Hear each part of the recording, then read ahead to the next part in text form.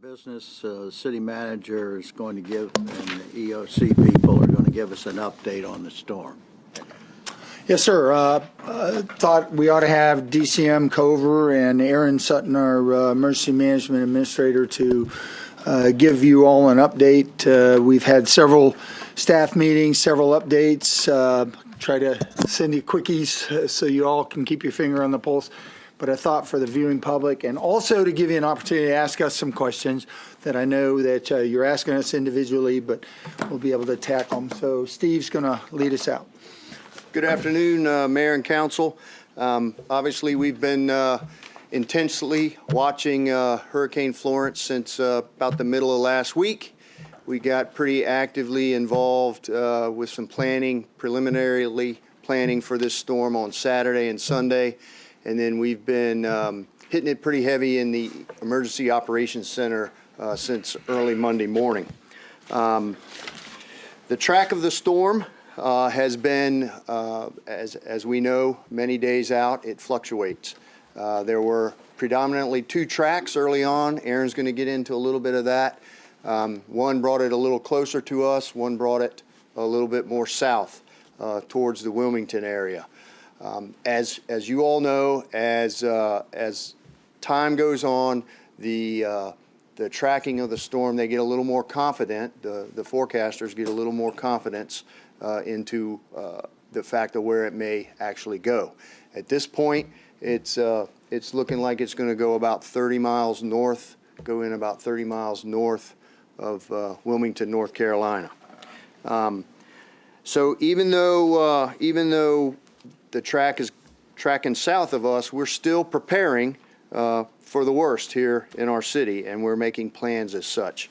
At this point, it looks like it's going to be a heavy rain and storm surge event for us. And we all know with hurricanes, you run from the water and you hide from the wind. So we're actively planning to be able to deal with that. Since Monday, all of our operational departments, public safety, public works, our shelter program has been actively engaged with ongoing planning and preparation. The manager signed an emergency declaration to coincide with the governors yesterday afternoon, and we are leaning very forward on our sheltering process here in the city. We've got a tiered approach that we think is very appropriate for what we may have facing us. Our first shelter that we're planning on opening is Kellam High School tomorrow, Wednesday evening at 6 p.m. We have capacity there for some 1,200 people. Then Thursday morning, we continue in that first tiered approach at 0800 on Thursday morning with Old Donation and Corporate Landing Middle School, as well as ramping up the field house there in the Lansdowne area for our medical-friendly sheltering process. So all told, that Tier 1 group will give us 4,200 capacity for 4,200 people in our shelters, as well as 300 in the medically friendly shelter. As well, Thursday morning at 0800, we are going to open Lansdowne Elementary School as a location for pet sheltering. We've actively engaged Dr. Spence with schools and got a lot of support from his staff to be able to do that. And we are prepping to house some 200 pets there if necessary. The governor has called for a mandatory evacuation of Zone A in the evacuation models. We are looking at that more in lines of relocation for our citizens. We early on discussed the probability of, if we get people to evacuate west in the state, that we may be putting them in a bit more harm's way as the storm tracks in through North Carolina and turns north. So we're looking at relocation. We're looking at self-reliance for our citizens. We want them to be prepared. We want them to be able to be resilient on their own, take care of their family and friends. We would ask that people would relocate there in a higher ground process within the city. Stay with family and friends if you are in an area that is prone to flooding. And we will have the shelters up and running in the timetable that I've outlined for people to be able to go there. Public Works has suspended the trash collection post-Thursday, so Thursday and Friday there won't be any pickup. We had a lot of requests for sandbags through social media, so Public Works got a spot there in Lansdowne. We dumped a truckload of sand there, and people were able to come fill sandbags if they felt that they had that need, so that has worked out well.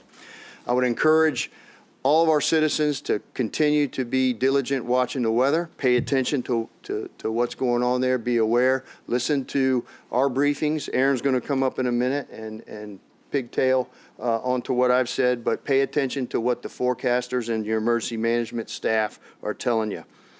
Be resilient, and we continue to stand ready to serve our citizens here throughout the city. So with that, I'm going to turn it over to Aaron. Question first? Sure. Ms. Wilson has a question. This all sounds really good, and I just wanted to see if you would talk some more about the pet shelter, and also, Norfolk has opened up too. We've got such a big city. I mean, one doesn't, I Right. really wonder if one is enough. Maybe we should have more Well, than one. so what we're doing is we're watching the storm track, obviously. So depending on what that does, our tiered approach, if that need arises for us to have to, we're in the planning process. If that need arises that we need more space, we will flex and adapt to that as best we can. Okay. Would you explain how the pet shelter will work? Sure. So people originally will drop their pet. We're not housing people and pets in the same school.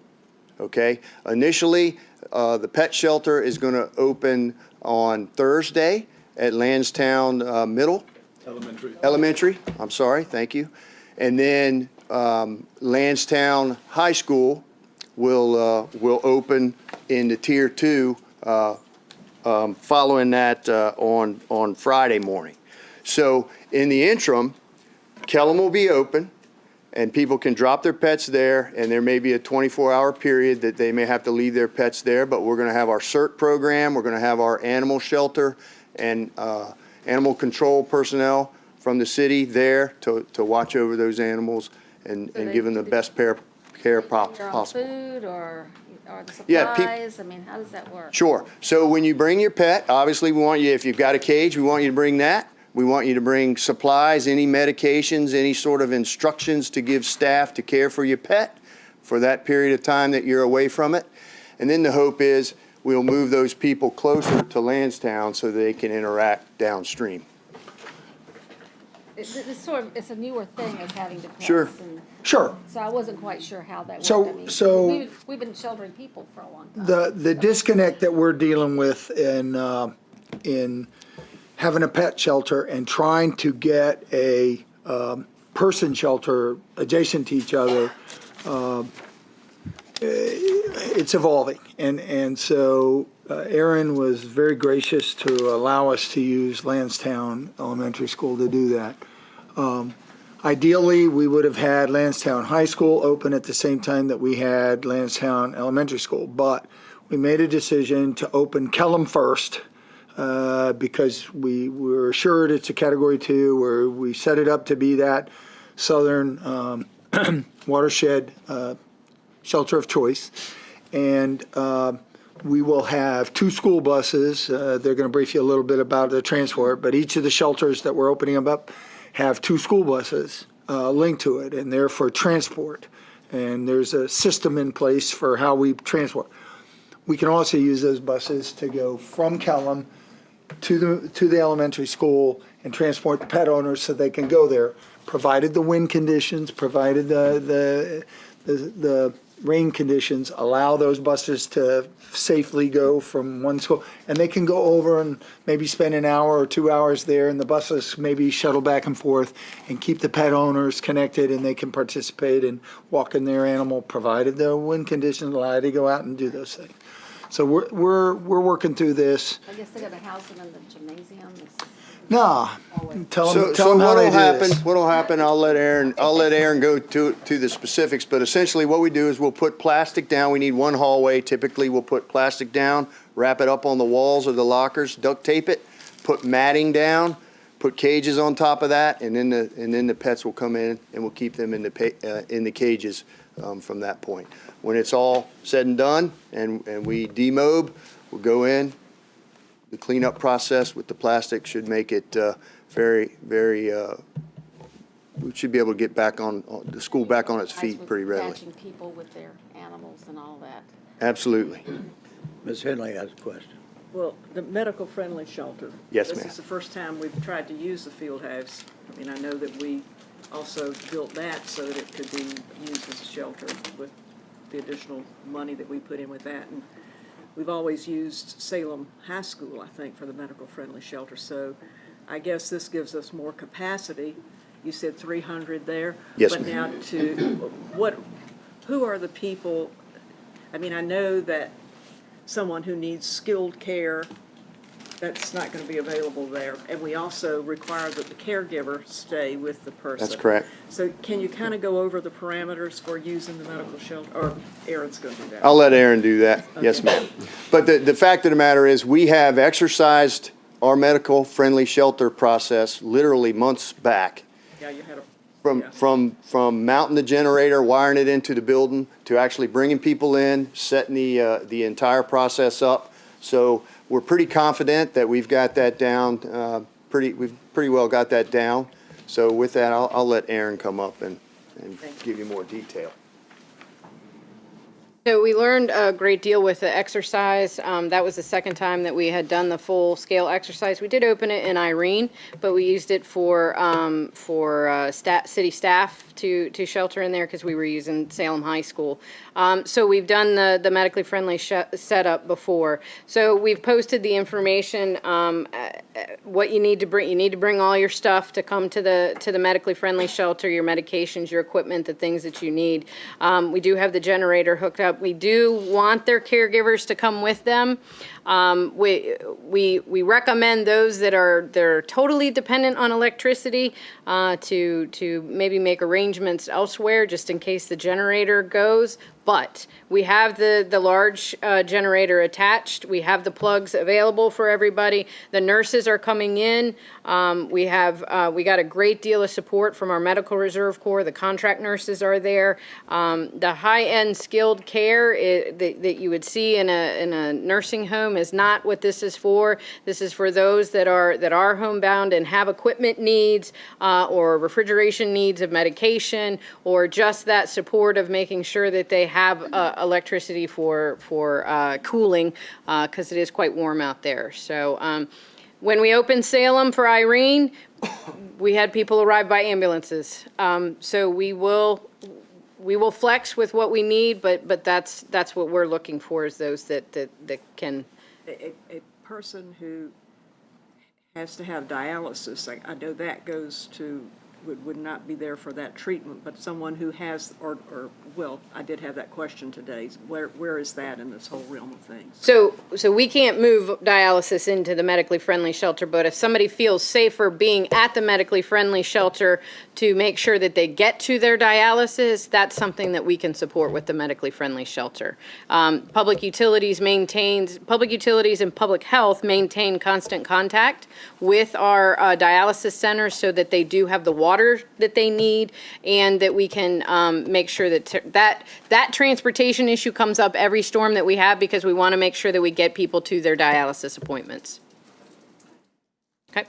Do we transport them, or do we have private providers that transport them, or how do we? So we transport them? typically ask them to, make arrangements, because folks do stay home. They just need to get to their dialysis appointment. Folks have made arrangements, but when paratransit stops, or their particular home health provider that has transportation stops, that's where we fill in the gap. When their transportation provider fails for them, that's where they've gone by Humvee before, they've gone by fire truck before, so we flex and make sure that they get to their dialysis appointments. So okay. And we'll have 2 lift-assisted school buses at that shelter as well Yes, for transport. Very good. Yep. During conditions that are safe to do that. yes.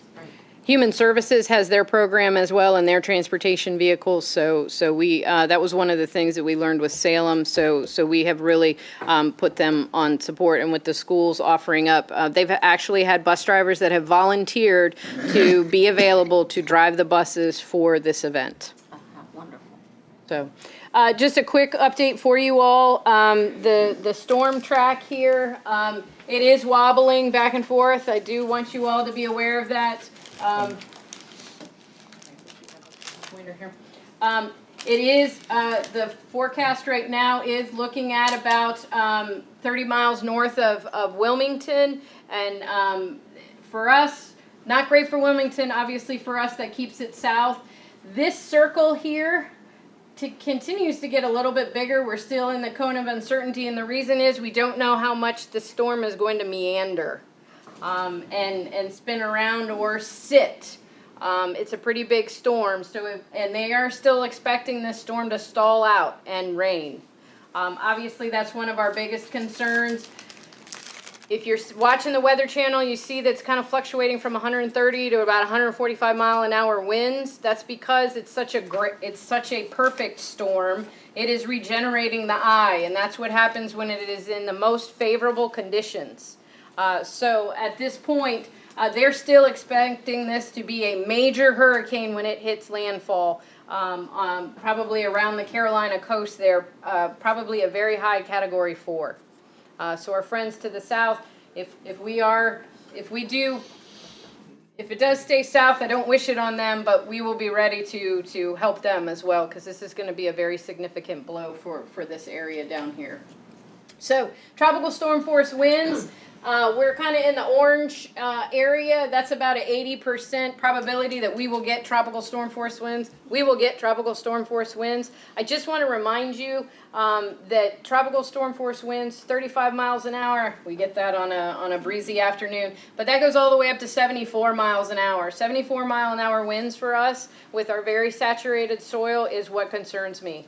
The soil conditions are much like Isabel was. It had rained all spring and all summer. We are set up for those same conditions with the trees coming down. So Dominion Power is very engaged with this storm. Rain. So this blob moves left, moves right. So right now we are sitting in that 6 to 10 inches. We have sat in the yellow and the orange. We tend to keep going back and forth, but that's 4 to 10 inches of rain that we're expecting. Now for us, we've had that in an afternoon this summer. But if it stalls out, that number can quickly increase. Obviously, the biggest concern being the stalling of the storm, or whether it just kind of sits and spins around. So just to help you with distance here.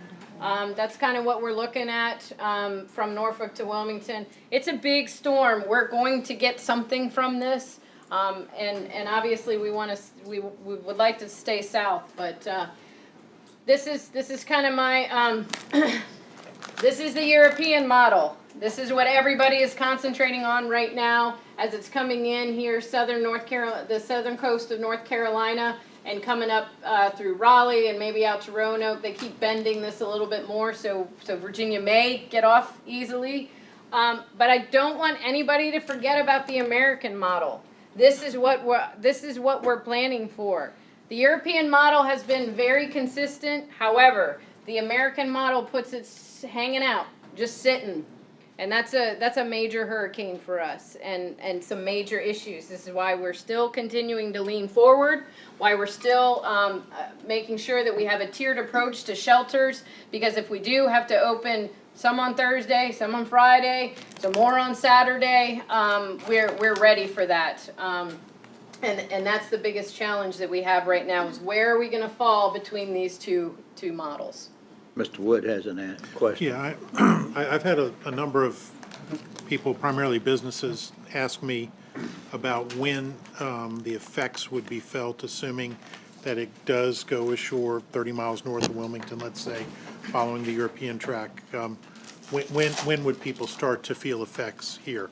So we're really looking at this coming ashore that Thursday evening into Friday morning, that it'll be coming ashore and we'll be feeling the effects of it. So how far out, though? I mean, like, How big is the storm? In other words, will we be feeling it, hours? So ahead of that, so Tuesday morning, we'll probably have overcast, maybe Thursday morning, sorry, we'll have some overcast, we'll probably have some sprinkles, we'll probably have a little bit of breezy conditions because it does push that front ahead of it.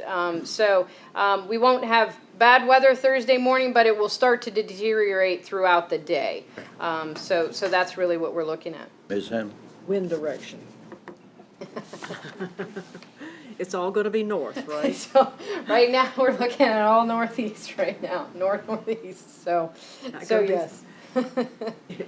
Aaron I know said- exactly what you're thinking, and I'm keeping an eye on every forecast, but yes, the way that it's spinning around, yep. John, did you have a question? No, northeast winds are the most destructive. Anybody else have any questions? Thank you, Aaron. You're welcome. Good report.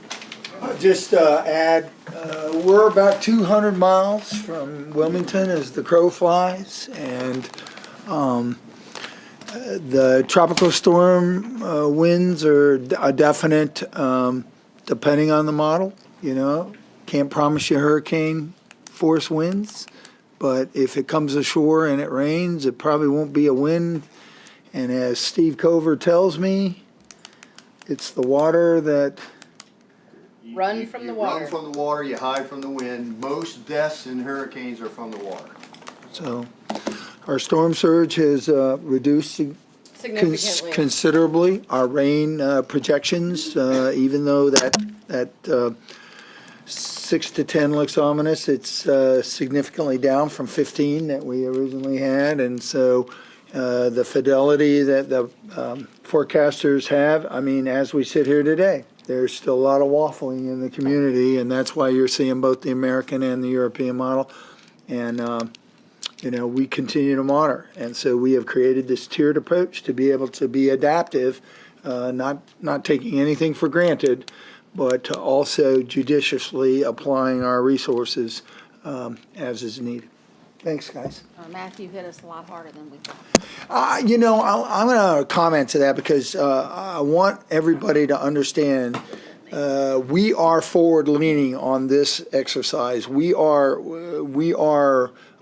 fully manned. We are fully planned. We are resourced. We are coordinated. We had basically turned the tap off at Matthew because of the prognosis there. We are not taking any of this lightly. We are full up, and we can apply resources and layers as is necessary. Well, I'm glad we learned from our lesson with Matthew, and we are full force doing something, so thank you for leading that charge. What should people, and I should have asked before Aaron left, when people go to a shelter, what are they expected to take with them? I know there's a nice list.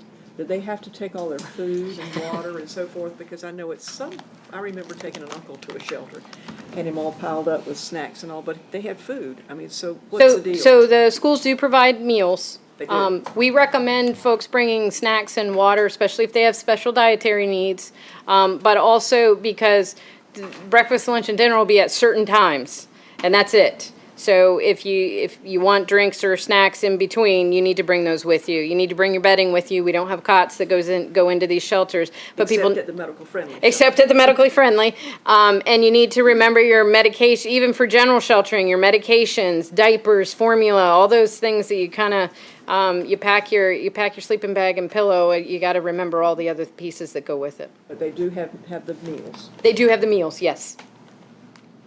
All right, well, thank you very much.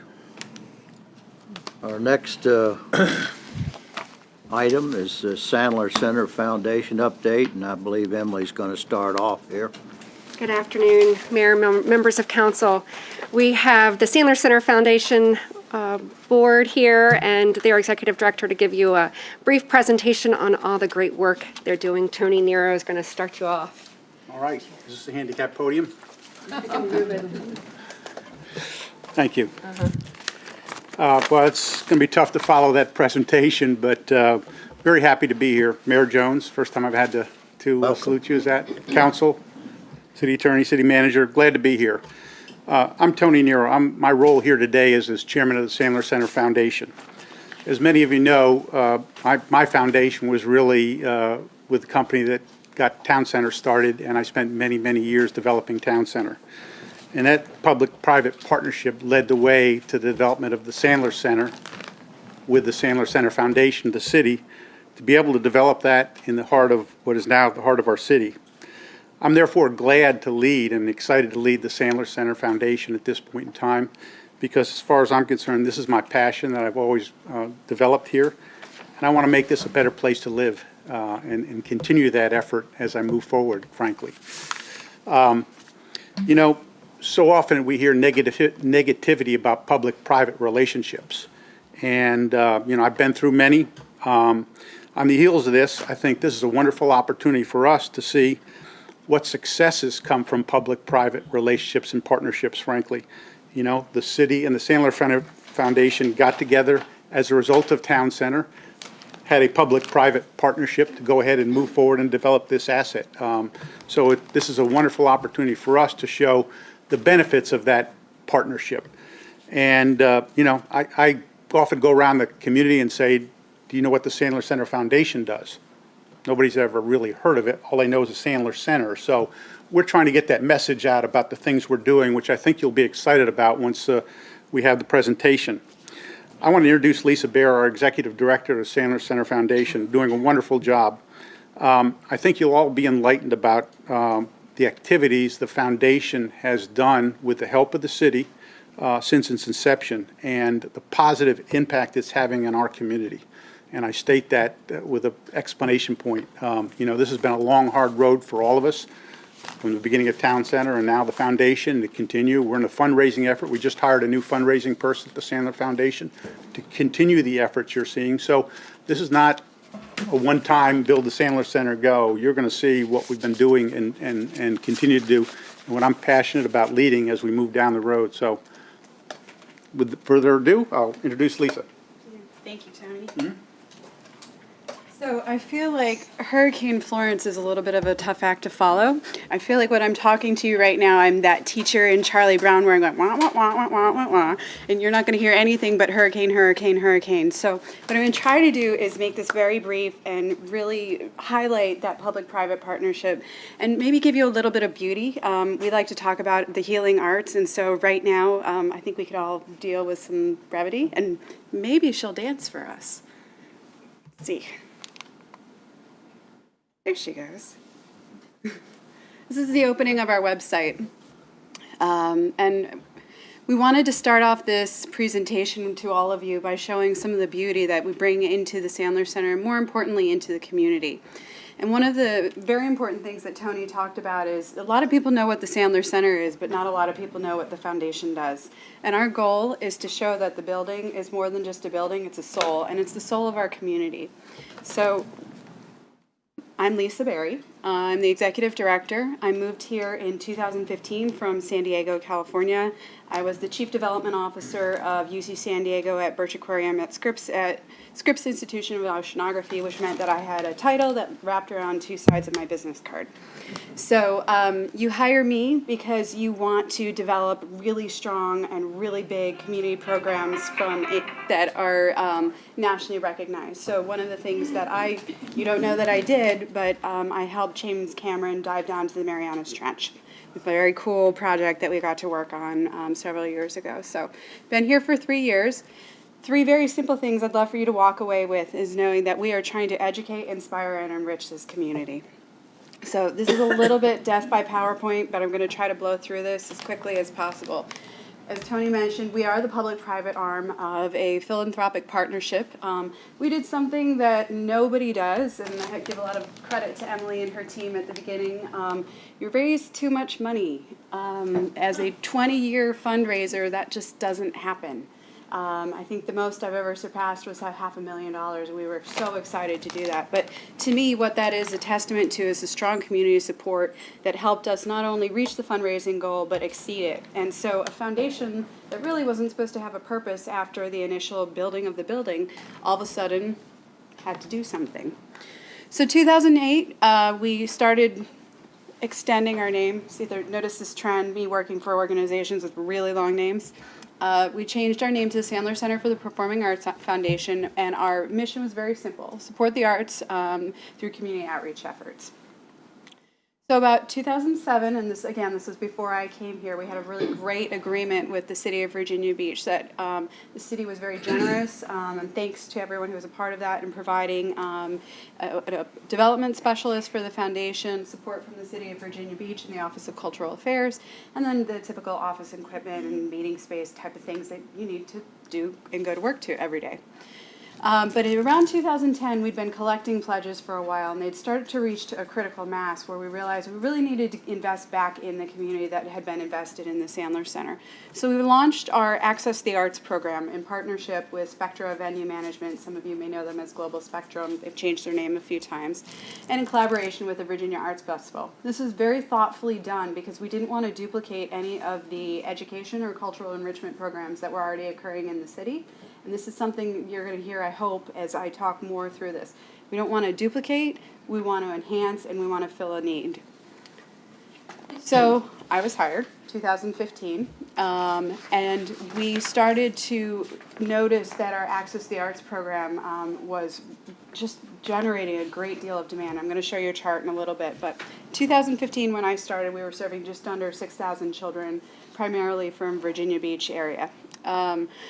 We realized we needed a person to help manage those 6,000 reservations in a year, and so we hired our first education and programs director.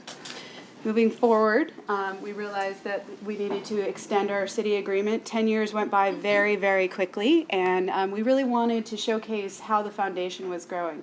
And we were very quiet about that. We're doing a lot of work internally to really create a strong foundation for our community. So our former city employee, who's sitting over there, Kara, hi Kara, transitioned from being a city employee into the foundation's deputy director, where she currently resides. So today, we're a little bit bigger. We now have 5 full-time staff members, 1 part-time staff member. We have all our own, we support our own office and technology needs, and then we have a number of programs and partnerships that I'm going to talk with you a little more about. So we've grown pretty significantly from a Sleepy Little Foundation to one that we are hoping will ultimately be a nationally recognized foundation for the arts doing great work in the community. So this is our board of directors. I'm sure you'll notice a few names on there. Tony joined us just earlier this year. Before that, Leslie Doyle, managing partner of Bank of America, was our board chair. She was wonderful, and we've had a lot of great leadership over the years. So our board is expanding. Here's where we're at today. Our goal is to invest in this organization and more accurately, or extension of that, invest in our community. And we're doing that by becoming a leader in arts education, community outreach, and performance underwriting. Those are our 3 pillars, and I'm going to talk a little more about those in a moment. So here's our investment. And if you look at FY11 to FY12, we were somewhere around $100,000, and that was money that we were putting back into the Sandler Center, really through a very nice partnership that we had with Spectra Venue Management to help us run our education programs. This year, we're going to hit just about $700,000, and I would say about a little over a third of that is direct support going back to the Sandler Center. And you're going to see that support primarily in direct revenue in terms of us buying tickets and underwriting the student matinee programs. The rest of it is money that we are investing in community programs and community partnerships. So I'll talk a little bit about those. But as you can see, this is leadership put forth by our board of directors, and what they really wanted to see was a foundation making a difference. So our mission has expanded a little bit: educate, inspire, enrich, and build our community, strengthen our local arts organizations, recognizing our roots of our resident companies, and instill appreciation of the arts through the underwriting of world-class performances at the Sandler Center.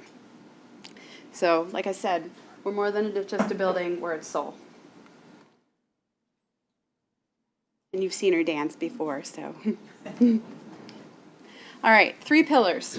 If you know anything about me, I don't speak with notes. PowerPoints make me crazy, but I'm going to try not to walk all over the place here.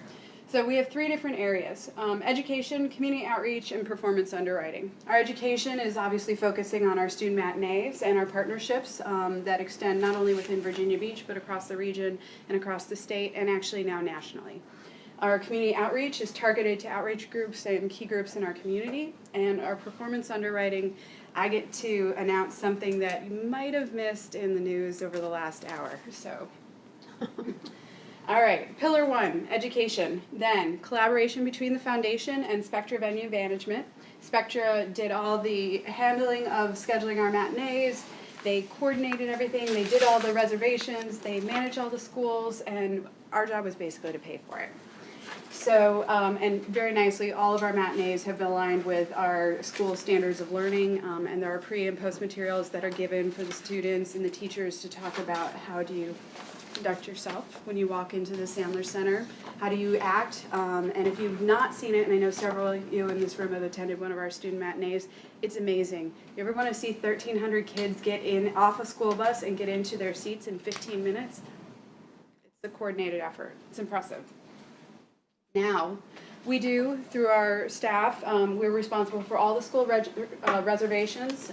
We fund the Title I schools throughout the region.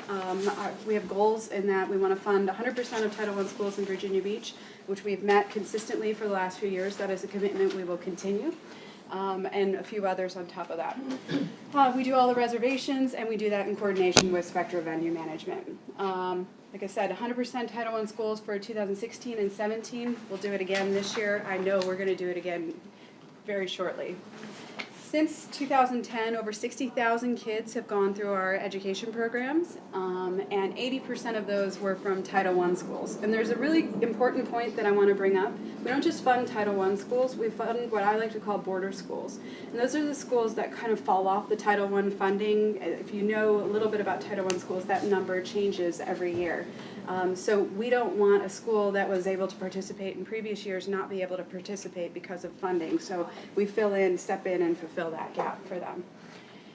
So as you can see, the growth in 2010, we're just under 2,000 kids. Last fiscal year, we were at 8,200, almost 8,300 kids from Virginia Beach alone. And 74% of those were funded by the foundation. Love this chart. As you can see, we're still investing back in our own community, but we're also reaching a very significant part of our surrounding communities, especially in Chesapeake. 2 years in a row, we've reached, take that back. 1 year we reached 100%. Mike Clayman is our education chair of our committee and is smiling with me because we reached 100% of Title I schools 2 years ago. We'd set it a goal to reach another 100% again this year. And the snowstorm in January and then the second one caused them to have to reschedule. So we were off by 2 schools. So we tried. We were very, very close. But we are growing these. We're finding that schools are traveling from all across the region such that the demand for our programs is so high that when we opened reservations 2 weeks ago, we received 6,000 reservations in 24 hours. We are now almost at max capacity. That was 3 weeks ago. Now, if you remember what I said when I started in 2015, we had 6,000 kids come through the program, and that took almost 8 months for us to meet the reservations. We did that in 24 hours. There's incredible demand. To give you an idea specifically of the Virginia Beach schools served, I can't tell you what we funded versus didn't fund because we didn't keep track of it before that, but we do now. And so the blue line represents those areas that the foundation is funding. So as you can see, we're investing a lot in our own kids. We have quite a number of partners. Virginia Beach City Public Schools, we have a really strong partnership with John Brewing and Dr. Spence. Chesapeake School District, all the Title I coordinators in each of the Hampton Roads cities. That's been an interesting challenge to get them all together. NAVSTA, which is the Navy's homeschool program, approached us. They don't have anything like this available to their kids. The Richmond Ballet, State Ballet of Virginia. I'm going to skip Purdue in just a moment and talk about the Virginia Arts Festival. We still work very closely with them. They focus on the upper grade levels. We focus on the lower ones. This Purdue study is very neat. We are one of the few sites in the country that it was selected because of the quality of our education programs to participate in a nationwide study on the impact of performing arts on children's literacy. I can tell you this, as of Friday, the statistics came out, and we know now for sure, this is really the first study of its kind in the nation, that our programs are making a difference. Because of academic integrity and secrecy, I'm not allowed to tell you what exactly those numbers are, but wow, they're awesome. And we will be holding a press conference when that happens, and like I said, Virginia Beach City Schools, Dr. Spence, John Burrington have just been amazing partners. We bought books for every single one of the 2,000 kids that went through that particular performance, all the classrooms, all the schools, and all the student libraries. So very neat study. So again, remember, focus on becoming a nationwide or nationally known foundation for doing great work in the community. We'll continue running this education program and reach as many students as we can. And of course, 100% of Virginia Beach Title I schools will always be a goal of ours. This year, this is very neat, we're beginning a pilot program, which is one of the only kind of in a state that will specifically target special needs populations. We have some pretty amazing things that exist within the facility of the Sandler Center. We want to make sure we're actively utilizing that, so stay tuned. Our second pillar, our Local Heroes program. We wanted to recognize, this is our community outreach. This is a small part of where we're going, but our goal is to ultimately, each of those three pillars, the funding is equal all the way around. So we basically buy tickets for teachers, first responders, and the military to attend a performance at the Sandler Center. If you've ever been to a matinee or one of our resident groups performances, it can be very expensive, especially if you're a family that is a firefighter or a teacher or whatnot. So we purchase the tickets. It does double duty by helping the family and getting a great cultural experience, and by helping the resident groups of the organization. A very new program we just started with the Armed Services Arts Partnership, which has the worst acronym possible. They're looking at doing a DBA, but this is a really neat program that's out of Richmond. If you've watched or heard WHRO, they've done a few interviews on that. They've been featured on CNN, and they're now big partners with the Bob Hope Foundation. We're bringing them here, or they're here already. They've been here since January. And essentially, this is healing arts. These are taking those members of our military who have PTSD, who are experiencing difficulty transitioning back into civilian life, and they're addressing those challenges through comedy and improv and different things like that. So the Sandler Center is the presenting sponsor of this organization here in this region. So Armed Services Arts Partnership, other organizations, Navy's Morale, MWR. I think all of you may have gotten an invitation. We're participating in Oceana's STEM Day. We are the only STEAM provider. If you're not familiar with that term, it's science, technology, engineering, arts. We're the only art, and math. And so we have what we're calling the STEAM Lab, which is, I think there are 6,000 kids going through that program, Kara, is that correct? Yes, yeah. all fifth graders from Virginia Beach and about 600 students from Chesapeake. So that will happen next week, Friday. If you haven't RSVP'd, we'd love for you to be our guest and see this really amazing program in action. Salvation Army's Heartstring Program and Ability Center of Virginia. Our goal is to significantly expand our outreach into the Hampton Roads community over the next 3 to 5 years. And we will be doing that. I like to say we don't do anything, we don't build anything, we don't make anything, but we look very hard to find the partners that are doing an exceptional job and make sure they're coming to the Sandler Center. So the good news is you will not see me singing or dancing or doing anything like that. Exciting stuff. In 2017, we underwrote our first performance. We brought Itzhak Perlman back for the 10th anniversary of the Sandler Center. Last year, we had Brooke Shields, Rob Fisher, and Michaela Bennett, and Ross, I can never say his name, Keaties, I think, who's from the cast of Frozen, and they performed at the Sandler Center.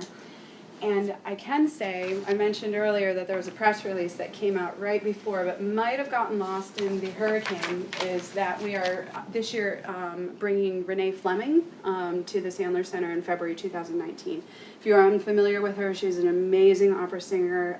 She was featured in The Shape of Water. She did the music for that. This is not a political statement, but she did sing at John McCain's funeral, and she's outstanding. She's currently performing at the Kennedy Center, so we're helping to make that happen. I skipped over what we're doing in October. We are so excited that the town center area is such a significant area for the arts. So we're sponsoring, or one of the sponsors for the opening of Ziders, and we're looking forward to partnering them. So much so that we are having a joint board meeting with them in advance to talk about ways that we can partner together and really strengthen the arts within Virginia Beach. It is. It was intentional. We're happy to have them. They've been great.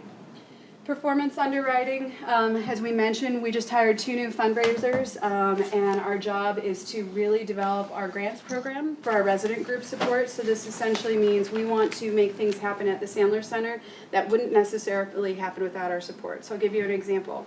Symphonicity last year did Ode to Joy, and they brought in a choir. This is a very weird thing. They needed risers for the choir to be able to sing. We have risers, but we didn't have enough. And apparently to rent these risers, it was almost $3,000. So they had to unexpectedly come up with $3,000 out of their own budget. So the resident groups have come back to us and said, we don't want you to fund our operations. We don't want you to fund our performances. We need help with this kind of stuff. So our goal is to launch in FY20 a pool of grant funds that resident groups, all 9 of them, can apply for. And hopefully my goal is that ultimately we will have a major grant initiative and mini grants program, as I mentioned here. So again, we'll continue to offer 1 to 2 significant performances at the Sandler Center annually and grow that pool of funds. 2019 and beyond, we're going to continue focusing on these 3 pillars. As I mentioned, the goal is to even out the funding stream, so we're investing in all 3 areas equally, and significantly grow fundraising in order to meet our mission to educate, inspire, and enrich. We're not kidding about this nationally recognized thing. Virginia Beach has such an amazing wealth of arts coming in from, I've lived all over the country. We are like Austin, but we just don't talk about it. And so we want to help lead that charge. It's impressive what we have here. And then, as I know you've heard in the past, we want to continue exploring the expansion of the Sandler Center in collaboration with the city and other stakeholders. So, Jim, did you have a question? That's it. Does anybody have any questions? And again, I know I'm following Hurricane Florence, so I appreciate your attention. You're just saying that little boy's really excited. It's really amazing. I had no idea y'all were doing so much. I'm very impressed. Thank you. Well, please come. We do have student matinees. We make them open to the community. The school districts come a lot. We've had several school board members attend, and that energy this little boy is, I wish I could bottle it and put it in coffee in the morning, because I would be the happiest human being at 9 a.m. So anyhow, any other questions? Anybody? Thank you very much. Thank you. Excellent presentation. Tony, thank you for being here too. And Emily? Thanks, Tony. Thanks, Emily.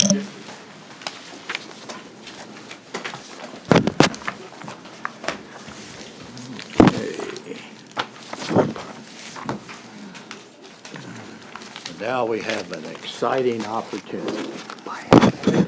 Yes, John? Start. The city attorney's office received an inquiry as to whether or not it might be a conflict of interest for me to participate in short-term rentals, as my wife may eventually, as a result of it, disposing of my mother-in-law, who just recently passed away's estate, that I might have a conflict of interest, even though my wife currently has no property interest whatsoever, because it's still in the estate. So I have decided, until I get an opinion from the Commonwealth Attorney, which I have requested, out of the case of safety, I'm going to abstain. It's not a conflict, John. I know people have Yeah, you're asked. abstaining because you don't want to deal with No, this issue. I'll get this answer before Okay, Tuesday. Okay, I promise I'll get an answer. okay.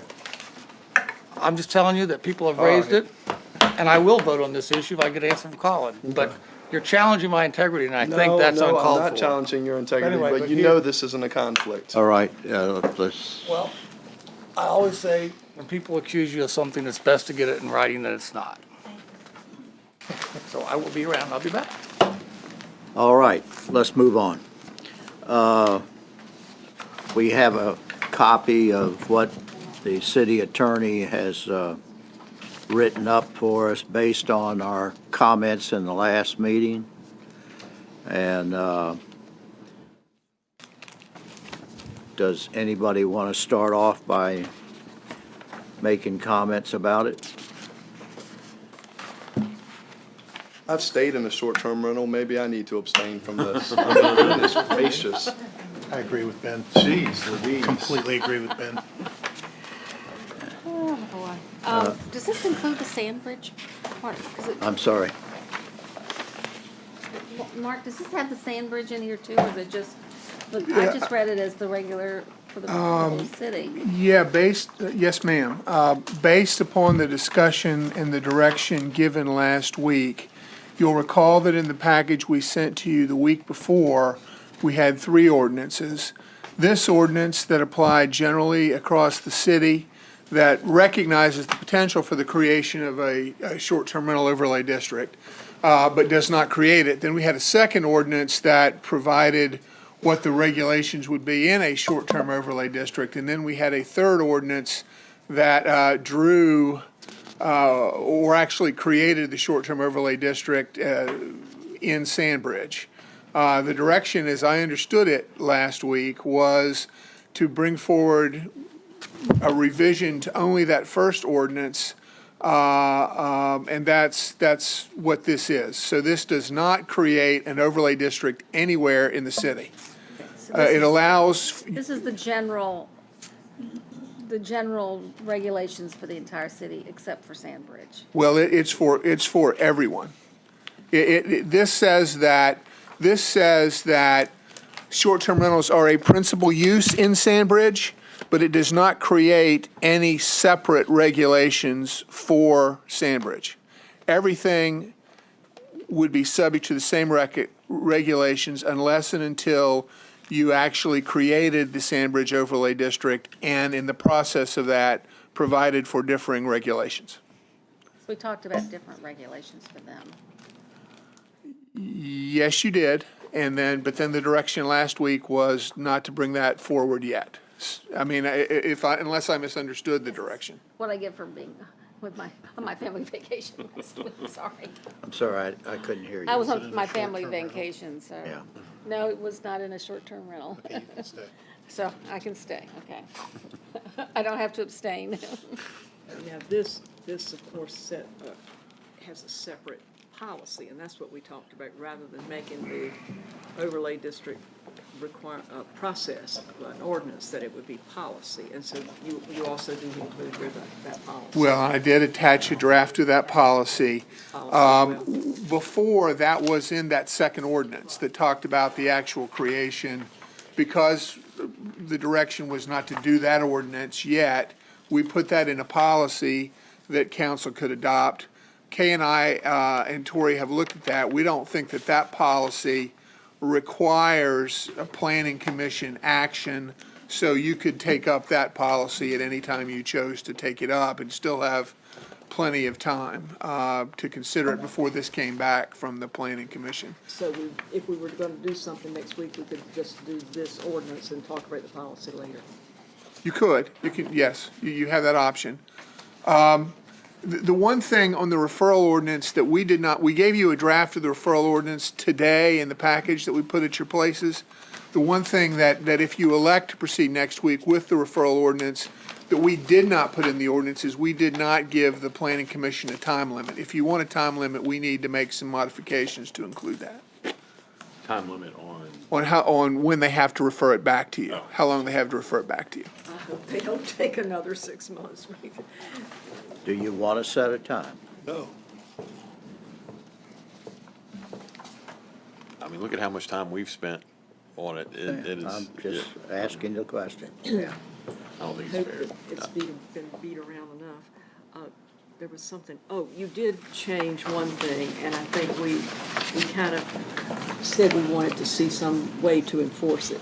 And so you added the log, the guest log, and I think that's good. You took that from another ordinance. I did, and I admit that you did not give me direction to include that, but you did ask me how we would go about enforcing things like the occupancy limitation and the number of contracts. And we have seen another jurisdiction who has adopted an ordinance that requires this log, and this log would give you a leg up on attempting to enforce. Mr. Wood? So I have a question about that.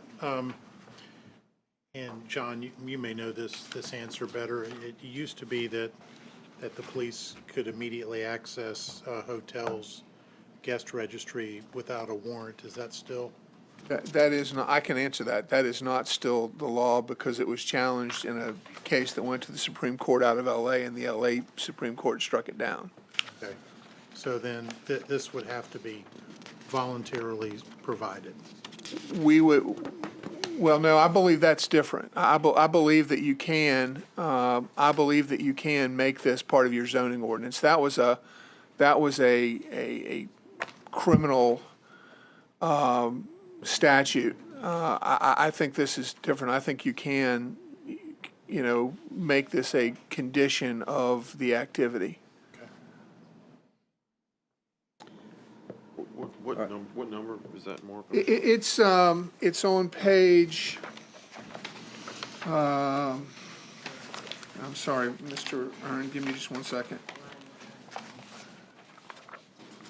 What, I'm sorry, Barbara, 195? Line 195, isn't that it? It's new number 12 in, Oh, there it is. yeah, it's on page 5, middle of the page, new number 12. And what's the question, Barb?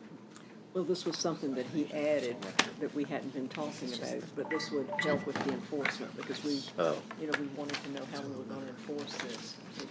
I guess it would still be assuming that people were honest and keeping the log of everybody that was there, but it would be something. This gets back to the enforcement component that I've been talking about all along, is what's the hammer there? I mean, it's nice that we're doing it, and you can go through and. Well, failing to maintain the law in and of itself would be a violation, which could result in you revoking a conditional use permit or grandfathering.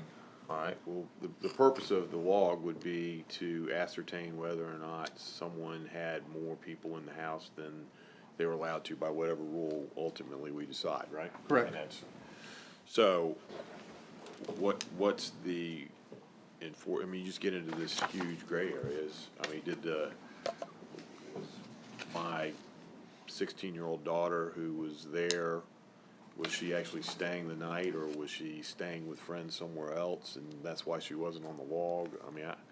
I mean, when you go to the mat on this, Mark, what is that going to give you as a tool to actually prevent someone who has been not going by the rules to do it?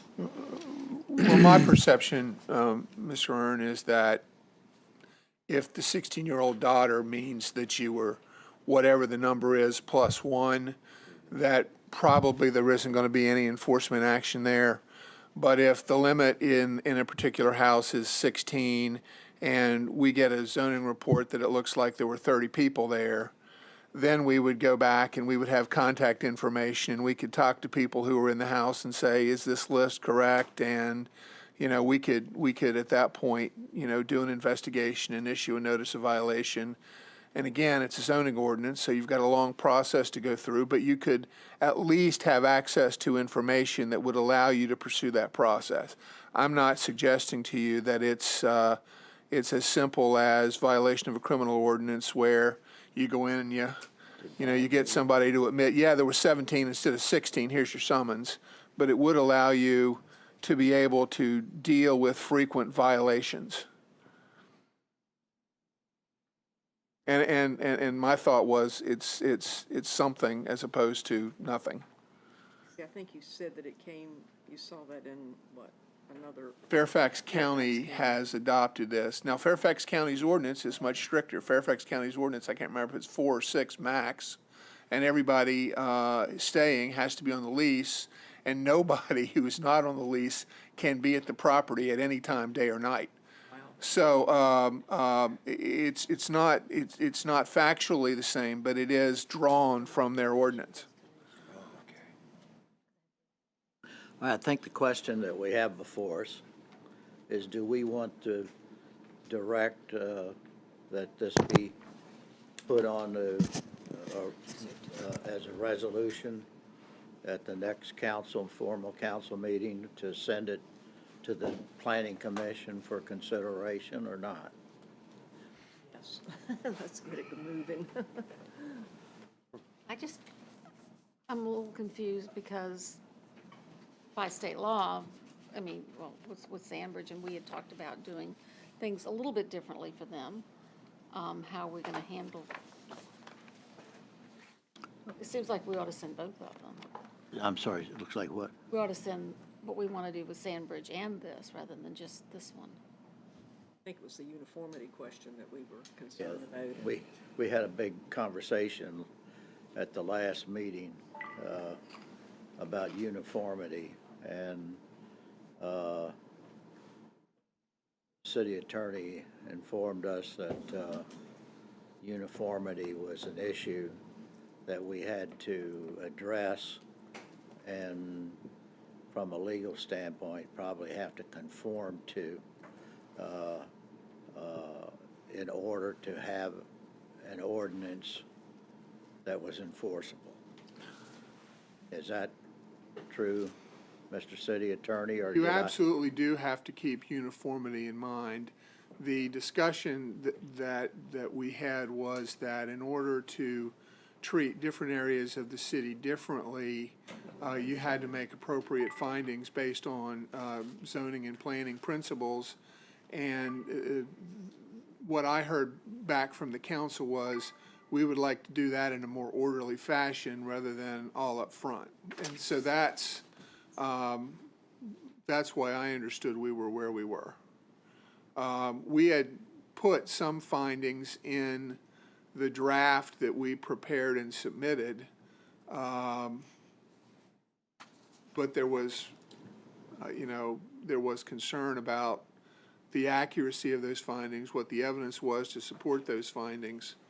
And based on that, the council's direction was, let's do that second step separately. So I can do whatever the council instructs me to do in terms of that. Well, it just seems to me that if we could send this to the planning commission and get them to peruse it, and if they want to recommend changes to it that would deal with that, and/or any other changes that they might want to make, recommend, it still has to come back to us. And public input. And if we don't agree with it, then we can either not agree with it or we can change it. So, yes, Jim. Just to follow up on what Ben just said. Well, I didn't hear what he said. Ben said public input, and Right. and that's something that we've talked about repeatedly, is Right. making sure that we have public input, not just at the planning commission hearings, but strategically throughout the city in affected neighborhoods, so that we Yeah. actually get people in those neighborhoods at least the opportunity to participate. Okay, so the question is, do you want to do that first, or do you want to send it to the planning commission, get them to give you recommendations, and then have the public input? Well, if you adopted the policy, your council policy on the creation of overlay districts, I guess there would be nothing to stop a community from coming in and asking you to initiate that process, if that's where you chose to go. Because remember, the city council policy that was attached said, this is going to be the process we'll use for considering overlays. And in this case, the overlay would be solely for, if 50 property owners from the Sandbridge community came in and initiated that process, that could be going on. You could undertake that process at the same time. I think it's really good to have a general for the entire city, which this is, but we can't forget the overlay district consideration as well, so. As a policy rather than an ordinance, so, which I think is the right way to do it. But it allows them Yeah. to. Can we go back, though, to the question on outreach? I mean, how did we want to do that? Do we want to do that before or after? That's the question I want. After it comes back from planning, then we begin our public outreach. That's what I think we ought to do. I think, that would be the best method. Yeah, but I agree. you do. Barbara? Yeah. I mean, what you're talking about is we send this ordinance to the planning commission. They have their public hearing and vote on it and bring it back to us, and then we do our public hearing and vote it. I'm okay with that, provided that we at least generally agree here that we're gonna do that, and that it's not something that we're gonna say, well, planning passed 11-0, there's no opposition, and then, because I think this is more of a hot button issue than. We got a pretty good number of council people here. Do we generally agree to that?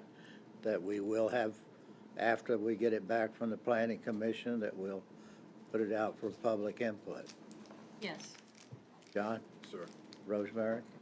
As long as, I still think we need to do something in concerning with the overlay districts, but so that people won't think they're forgotten about, that this is all we're gonna do. Jim? I'm okay. Barbara?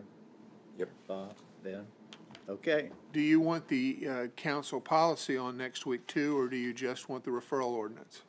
Why don't we do them separately so that everybody will realize then we'll be developing the policy. And Do the referral order. because we haven't really talked about this extensively. But we don't have to send that to the planning commission. This is what we're sending to the planning commission. That is correct. And then the next week we can deal with the policy. I think that would be cleaner. Does everybody agree with that? So what are we doing? What did she say? I'm sorry. Sending this draft to the planning commission, allowing them to have public comment, allowing them to vote on it. Then they're sending it back to us. But not the Find policy. a policy. Not Because all we have to do is policy, right, adopt okay. that. That doesn't have to go to the planning commission. We can adopt that anyway. All right, everybody agree? Yes. Okay, we got somewhere. Okay. Great. Gotcha. Nothing short about short-term rentals. You've got your direction. Mr. So President. no changes to the draft that's changes. attached here. No changes. Just Looks good. send it on. Legacy, Lewis. Thanks a lot. All right. Next item Okay. is city manager's briefing. That was fast. Okay, yes, sir. Shall we find our other council member, or did he depart for the evening? You gone? I thought he said he was going to be here. He said he'd be back. Just keep going. He probably thought we would be talking about it for quite a while. What's the problem? In the interest of everybody else, let's go. Okay, while the city attorney's trying to locate Mr. Moss, Maybe today more. I'm gonna bring you an information briefing. This is not a decision, it is an information briefing. It is a compilation of a lot of research to go back and look at what investment partnerships the city has invested in the past, so that we can pull fiction from fact and be able to take a look at exactly how these partnerships came about. And I've asked two players, two of the senior staff to present this briefing. First, our finance director, Patty Phillips. She will come forth and provide our purpose, the elements, the guidelines, the process, and of course, the most important thing that Patty provides to us, an oversight of the due diligence that we do in making recommendations towards the use of public funds for investment purposes. Then I've asked Ron, as our deputy city manager for economic vitality, to invest his time to learn what those 13 projects that we have invested in over time, and also to address the 66 small business investments that we made utilizing EDIP. He's not going to focus the brief on that. He'll focus his brief mainly on the 13 major projects that we used the investment partnership policy to actually bring to fruition specific projects. So with that as a lead-in, I'm going to ask Patty to jump to the podium here and lead us through maybe that introductory series of charts. Okay, I'm gonna go ahead and Thank you, Dave. You know, we use the term investment partnerships. We also use the term public-private partnerships, public-private partnerships for economic development, and P3s. For Virginia Beach purposes, they are one and the same, and we'll use those terms interchangeably. But basically, we've defined a public-private partnership as an agreement to leverage large-scale development, generate public benefit, or increase tax revenues. It's often used across the country to spur private development, grow the economy, distribute risk. But the key is the project is not otherwise achievable without some partnership. And we are governed by a city council policy adopted some time ago called Guidelines for Evaluation of Investment Partnerships for Economic Development. I remember back in 2000, council was first briefed. 2001, the policy was adopted. It was adjusted in 2014 and then adjusted again in 2015. So it's been around a while and refined. This is just to kind of illustrate a process that we've tried to follow. But the thing that I want to leave you with here is that council policy, council goals are at the top, right here. That drives us in terms of looking at it. And if it meets our goals, then we follow the policy, public engagement, and due diligence. And I'll talk a little bit more about that. Of course, legal requirements is all part of that due diligence, and the goal is to end up with a development agreement on a project that meets city council goals. We have two broad areas that we look at when we're evaluating these partnerships. One is qualitative, that's that tier one, is the project desirable? The other one is the quantitative, what are the numbers telling us? And that's the tier two, the due diligence. So it's tier one, does it contribute to city council's goals or plan and create synergy? And tier two is when we look at that fiscal impact, what revenues are going to drive to the city, what is a fair and reasonable return to the partner, and the project would not proceed, or at least not at the desired level of quality, but for the public sector involvement. And that but for is a term you'll hear a lot of. But for this project, these revenues would not exist or would not happen at all. And where does a public-private partnership start? We might start with an RFP, an RFQ, sometimes an RFI. PPEA has been used, and whether it's solicited or unsolicited. So when we find these projects, we'll take them to City Council, brief you in closed session, and if City Council wants to proceed, then they may assign some liaisons, and Development Authority may also as well. So we use those liaisons to kind of guide us along in terms of working through this project. A lot of due diligence along the way. You know, I'm all about what is the numbers going to tell us and what is it going to cost us. Public engagement is part of the process, and of course, at the end of the day, we'll have a term sheet and a development agreement. And every project is a little different, and you'll hear Ron talk about that. We may pay for some contribution towards, say, a parking garage or other incentive, and we may do it up front, or we'll do it along the way. Performance incentives. You heard us talk about this, but for revenues, performance. Taxes that are actually generated may then be rebated back. And I know of at least two projects where real estate taxes were involved. Admissions taxes has been involved before. And you've heard us talk about Virginia's Tourism Development Financing Program. We sometimes call it GAP financing, sometimes TDFP. Basically, it will return the 1% local sales tax from on-premises sales only each year until a certain level is reached. And that money is paid to the developer's lender directly. And it's matched by a 1% from the state as well as the 1% developer access fee.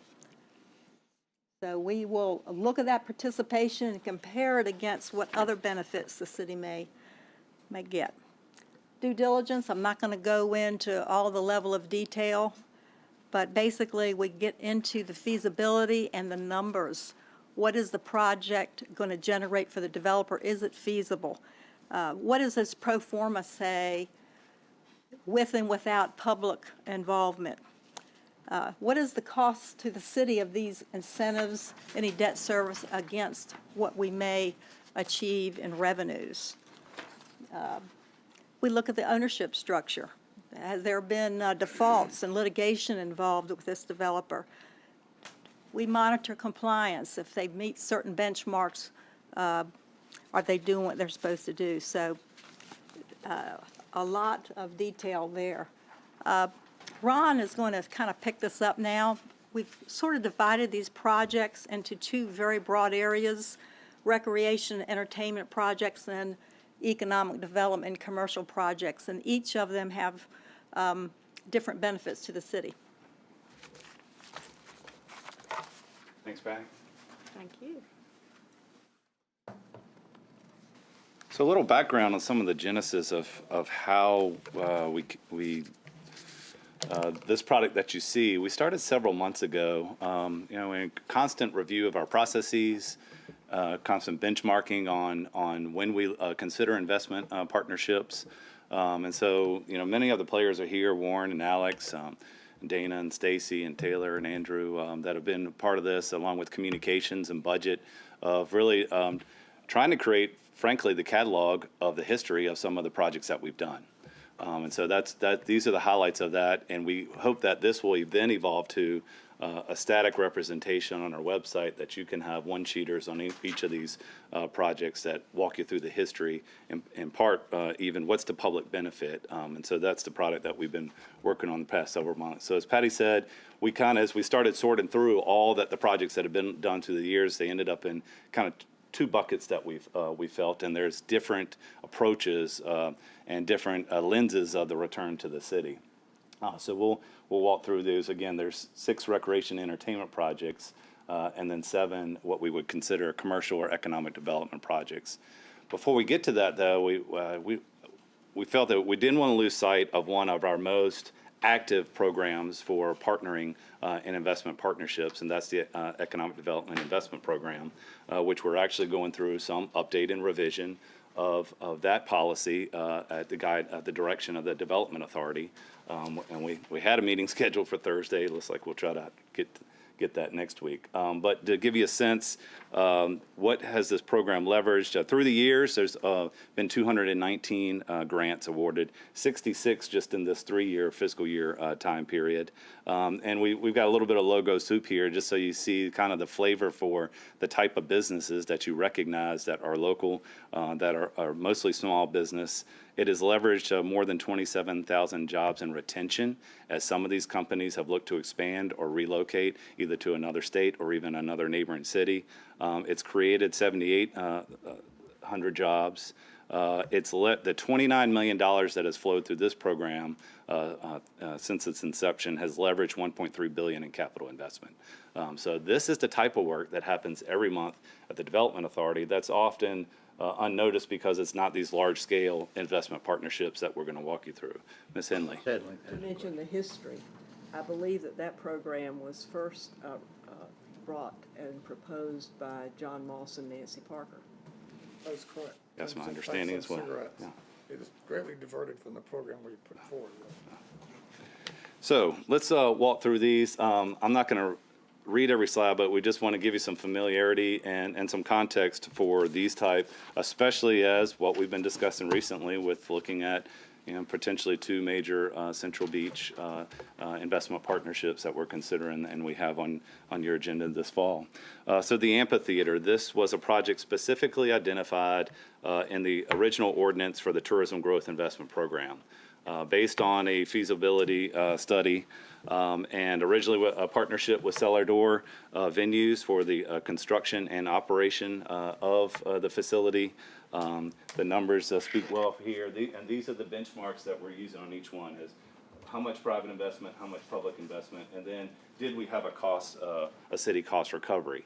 There are some other recreational or type of or entertainment venues that we have had heavy city investment, and maybe we even use PPEA.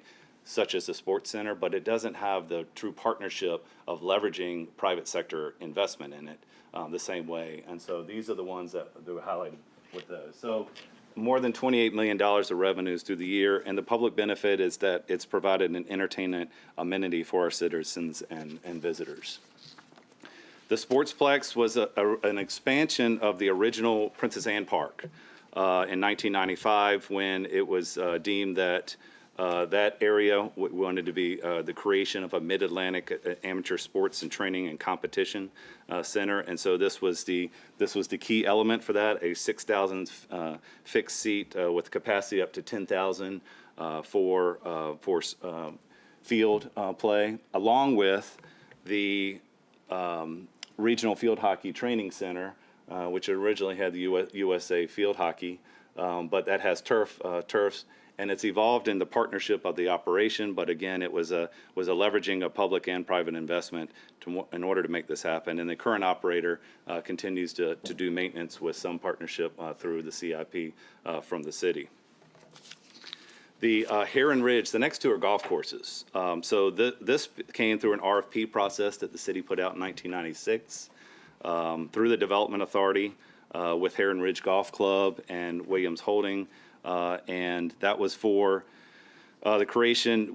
The goal was that we wanted Virginia Beach to complement our tourism destination by being a golf mecca. You had, with support of the Resort Advisory Commission, you also had a golf course committee and the Open Space Committee, which was recommending these type of amenities. This was a unique partnership in that it leveraged not just the Fred Couples design golf course, but also 117 homes that were built around it. And the city's investment was for the infrastructure and also in the clubhouse for this. The beach, as we call it now, Virginia Beach National, started out as a tourism players course, a tournament players course, and that's evolved now to a partnership with Virginia Beach National. We do own that, and originally it's leased through the Development Authority, is that right, Warren? And still continues to be that, and managed by the Development Authority as well.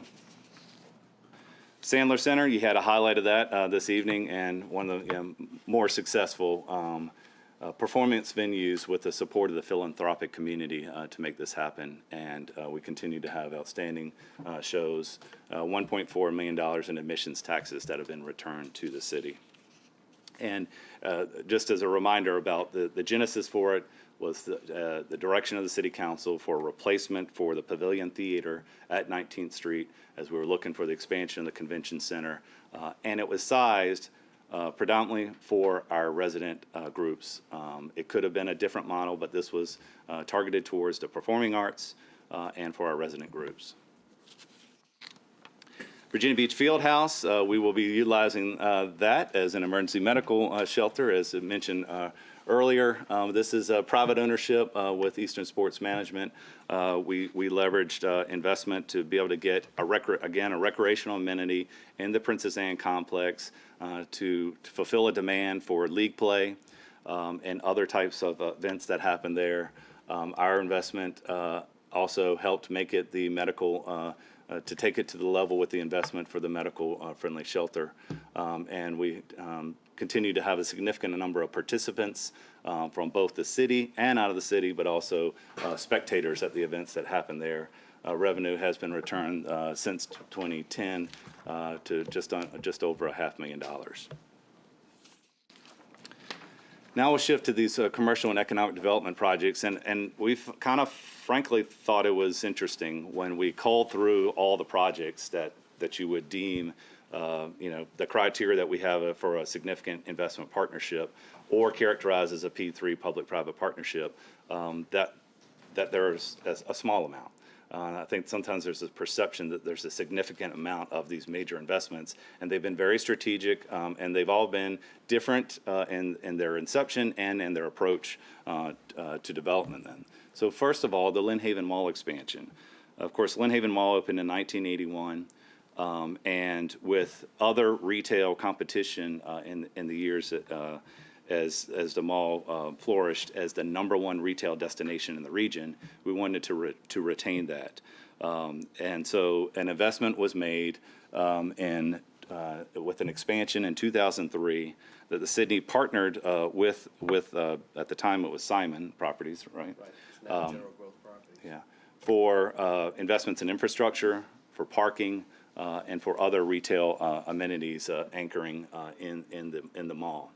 The unique approach here was that we used a tax incremental financing district, and all of that investment that we did was managed through that TIF, but it was not any city debt as part of that. We had New York teachers pension system that actually stepped up and assumed that liability, and we were able to leverage an 8.7 to 1 investment for this, and then we start to get the recoup of that investment at $100 million that they made. Town Center, we lumped all the phases together as one big project. I think the story obviously there is that it completely changed a whole area of the city. Our 4.5 to 1 is a little understatement about nearly $500 million worth of investment. And really, it's a job center, it's a cultural arts center, it's a shopping center, and all that it is a business district and continues to have opportunity for expansion. The 31st Street Hilton Hotel and Parking Garage, a destination as a hotel, a 5-star hotel, the park that is there, the retail shopping, and what it did to spur additional economic development investment throughout the 31st Street Gateway corridor is the inspiration for the type of investment that we're looking for in Central Beach. This was a unique one with Operation Smile, the worldwide headquarters. Of course, Operation Smile is a nonprofit charity that has volunteer medical teams that travel internationally for reconstructive surgery.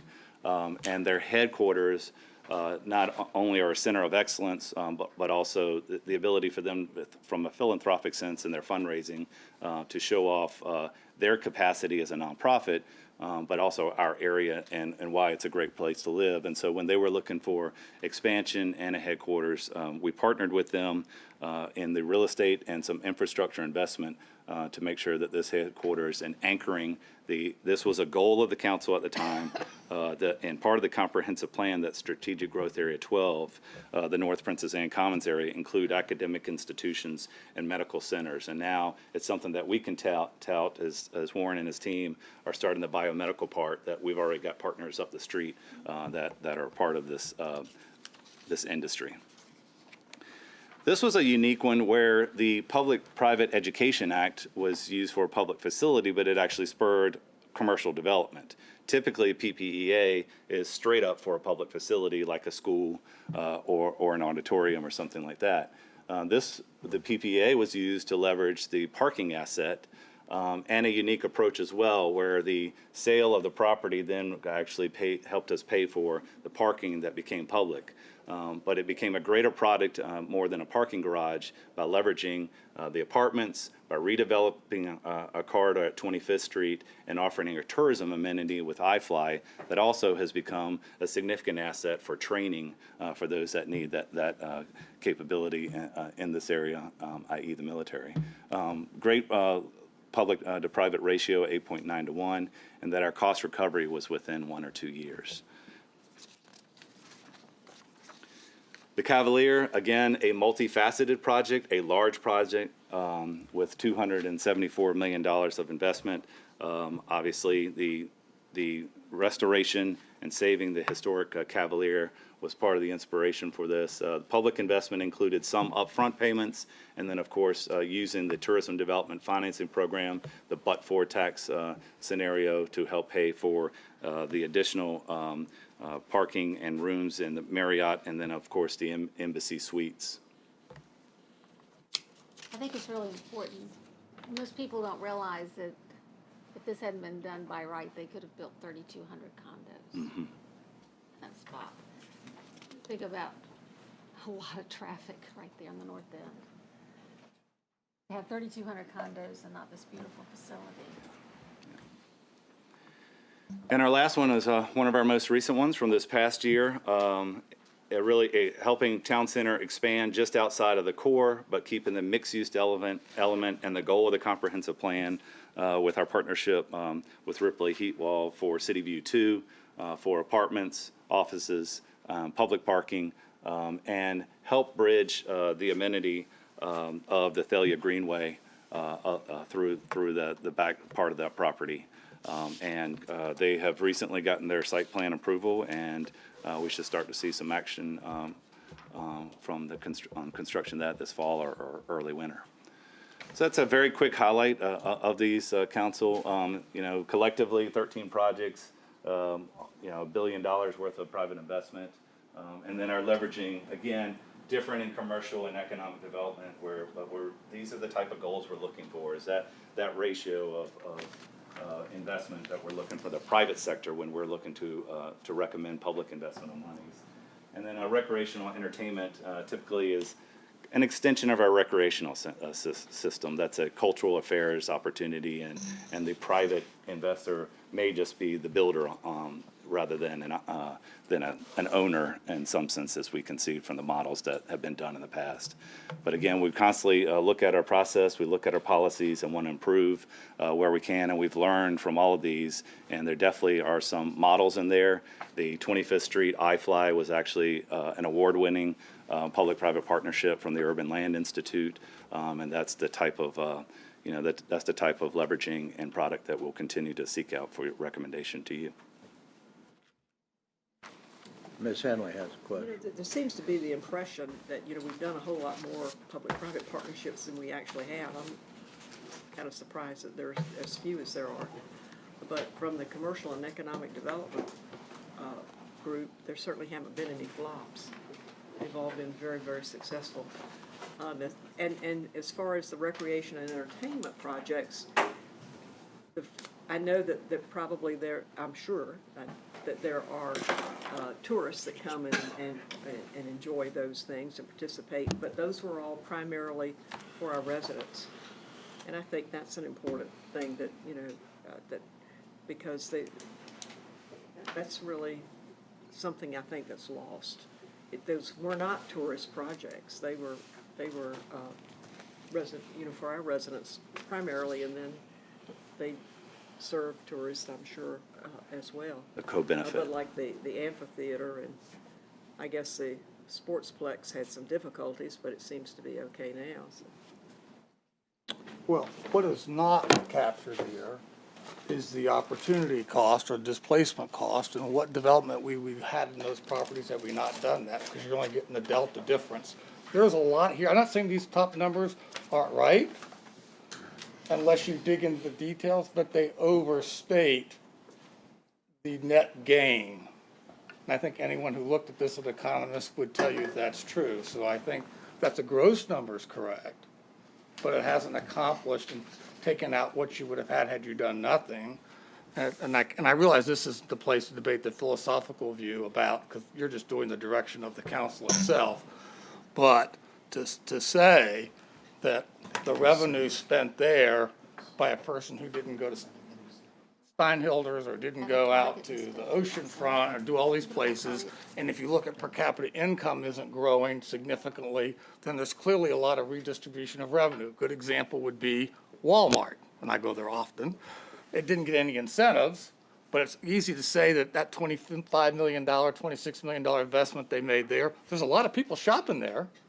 I don't see many West Virginia tags or New York tags there, so people are not going to the Farm Fresh. They're not. So it is sales being generated within the TIF, but it is really redistribution of revenue that's already in the economy.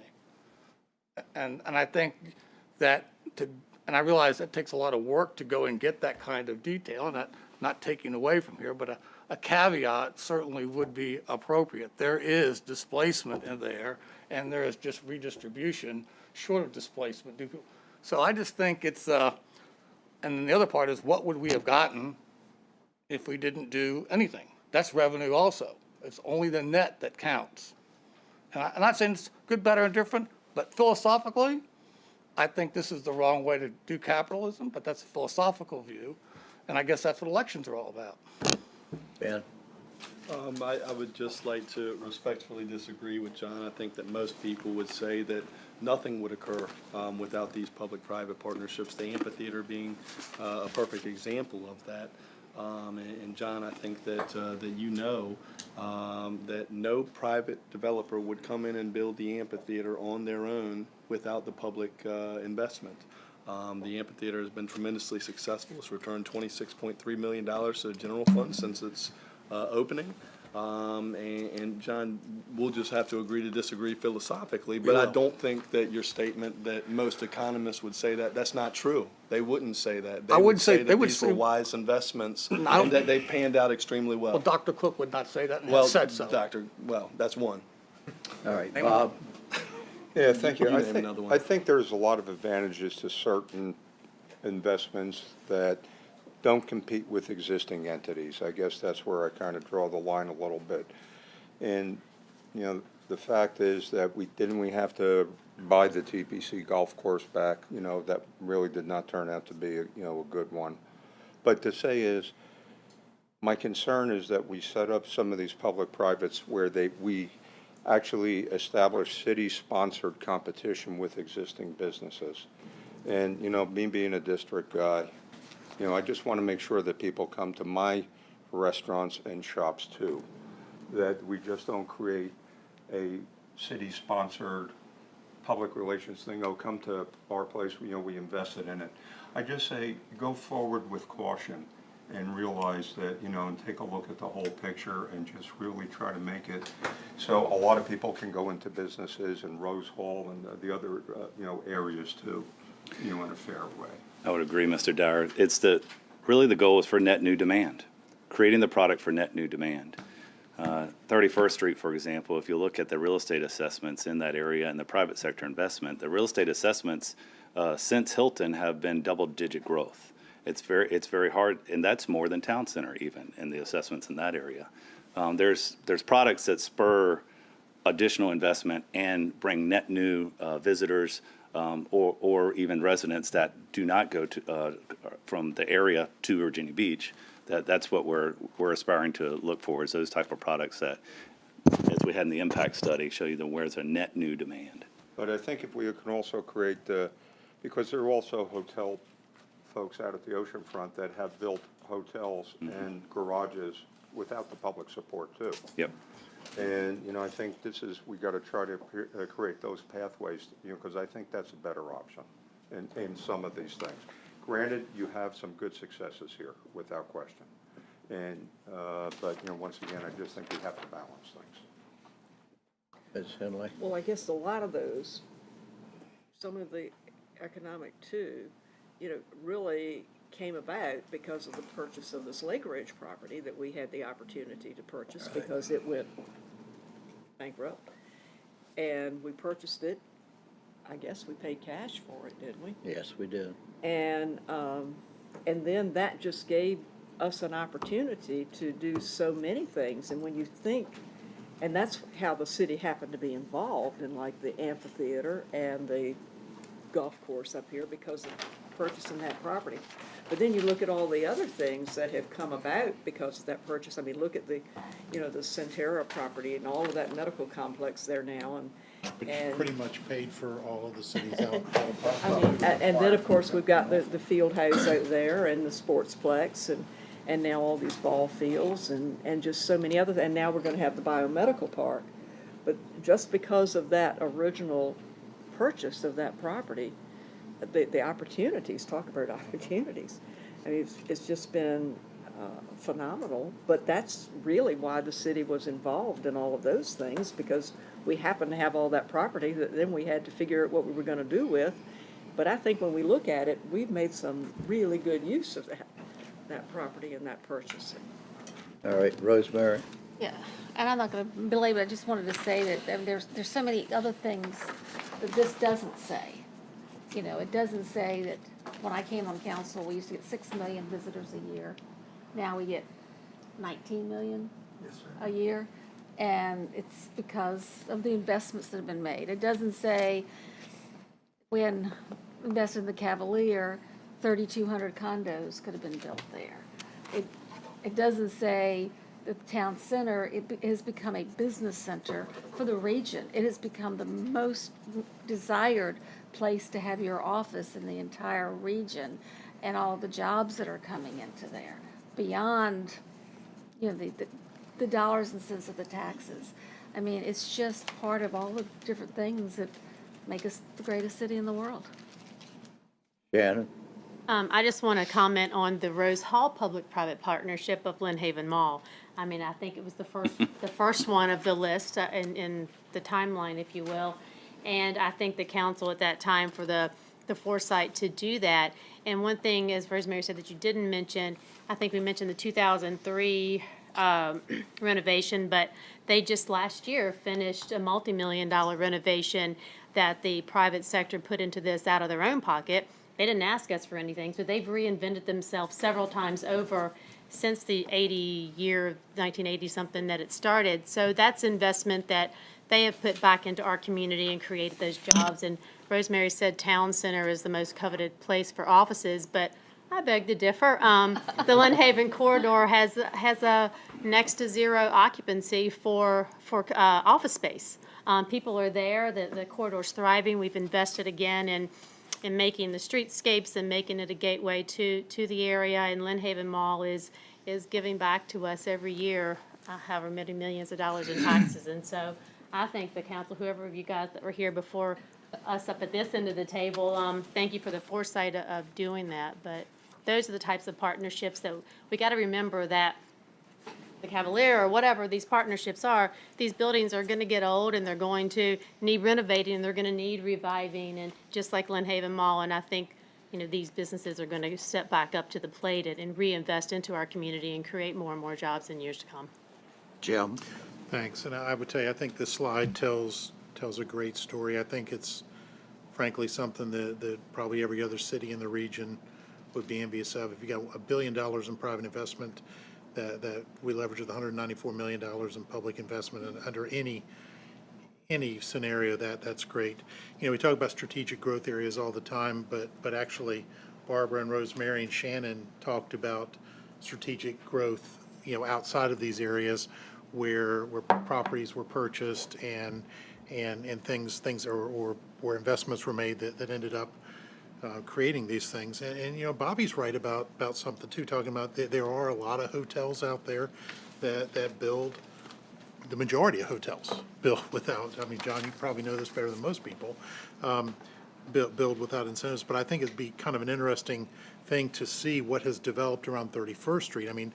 Intuitively, I'm told, and I've heard several times that it's close to $1 billion in investment at the oceanfront, absent city investment down there. And I'd love to see if we can have some data on that, to see what kind of development has occurred post 31st Street and what quality, how many rooms, that sort of thing. Because, Rosemary talks about, I think you talked about the number of visitors, they continue to track upwards. And I think that would be really good information to have that would dovetail nicely into this, because I think that there's been a significant amount of unaided economic development as a result of some of these projects. So. John? Well, I think this is really nice to have it kind of as a one-sheeter about, what the history has been, and we can certainly debate about who's got the most impactful paid part of it. And we can certainly talk about we can talk about the numbers and what have you. But I will say, of all of us on council, independent of the philosophy of how to get there, all tout economic development in terms of job generation and job growth. And obviously we have different philosophies on how that happens. But, when I take a look at these pictures that are in here, I'm not really necessarily even just looking at the numbers, but I'm talking about placemaking. And take some or a few or all of these projects off the landscape of Virginia Beach and talk to our economic development director, Warren Harris, over there, and say, when he's bringing in the new company that wants to move their widget factory somewhere, and he's trying to attract them, take these out of here, and what does he talk about when he's touring Virginia Beach?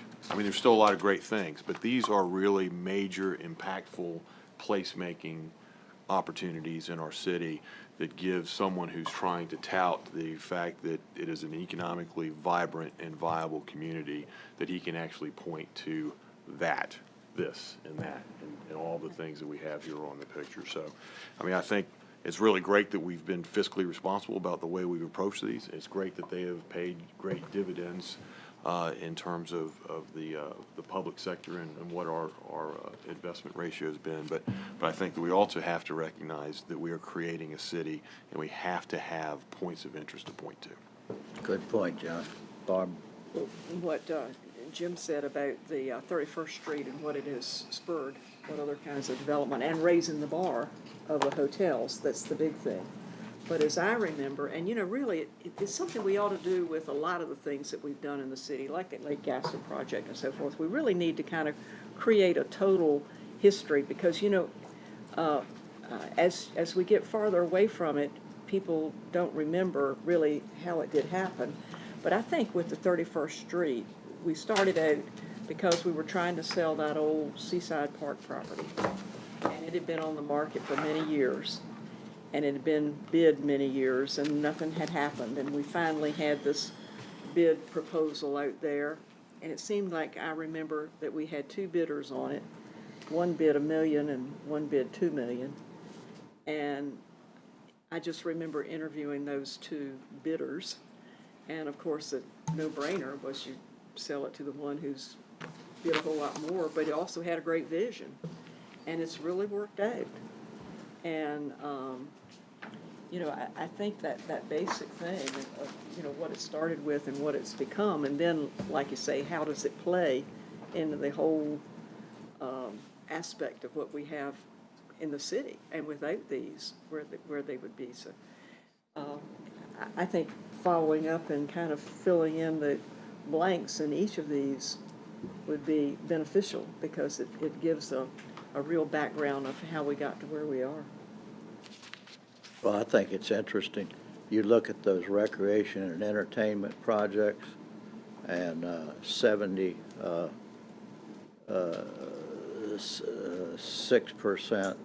of 0.76% of a dollar investment ratio. Those are all projects that are really enjoyable type projects for the citizens of the city of Virginia Beach. And we have that much private money that has been spent to provide those kind of amenities for the citizens of Virginia Beach. Having private investment help us do that, I think, is quite an accomplishment.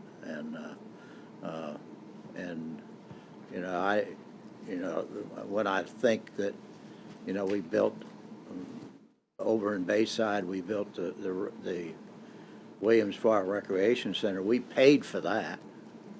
That cost us $23 million. Whereas here on these recreation and entertainment public-private projects, a major portion a large portion of that investment is being made by private enterprise. So there's maybe you don't make near as much out of it, but you make something out of it in that you provide an amenity for the citizens of your city. So, yes, John. Mayor, I think what some people, and I hear from the public, and it's my own conclusion, is if all this economy we've been generating, which I do believe it generates revenue, is then why do we have to raise personal property tax 40 cents originally for breathing apparatuses for firefighters? Then that rationale went away in something else. We had to raise 2 cents of real estate, or 1.8 cents of real estate for light rail that we never returned when light rail didn't happen.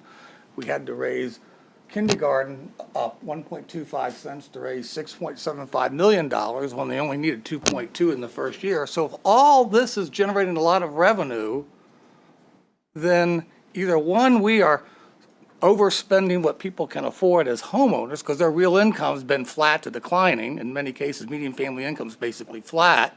So either one, what are we doing with all that money that's raised that was so much more important than public safety such that we couldn't cut those things out to make room for public safety. You know, stockholders, which our citizens are, they don't always want more services at higher taxes. They want to get effective, just like other places give you the same last year but better features at the same money. So I do think we have to ask ourselves about our strategy. Where's the dividend? Because all we've delivered to the resident is a price increase. And in some cases, we've delivered more services, but when you're raising taxes for public safety and raising taxes for public education, our highest priority, what would be those things that we would cut if we didn't want to raise taxes? Because that's our first obligation, but we raise taxes for our first obligations. So we need to really explore where all this revenue or where our choices are such that we pass on price increases when we talk about dividends. Citizens just aren't seeing it in their paycheck. They just write a bigger check. But if we didn't have the income from these things, we would be raising the taxes a whole lot more. Bingo. Maybe. I think so. That's not a given. That's why I said the analysis needs to be understood. That's all I'm saying. There's choices. We made $6.75 million that we kept in the core budget, that we chose. We couldn't find $6.75 million, and we raised taxes instead. When the school turned around and ended the year with $21 million, you may remember, and we ended up with somewhere around 16, I think, somewhere in that ballpark. I'm just saying, people, believe me, people pay attention out there in the community. They are asking those kind of questions. And I'm just saying, we need to make sure when we talk about these pictures that it's an end-to-end story, you know, and not just a stamp lick. That's all I'm saying. I just want to say, when I got on the council, the tax rate was $1.20, and Mr. Wood said it was $1.22 when he got on council, and now it's $1. $1.025. Still significantly less than when we were elected.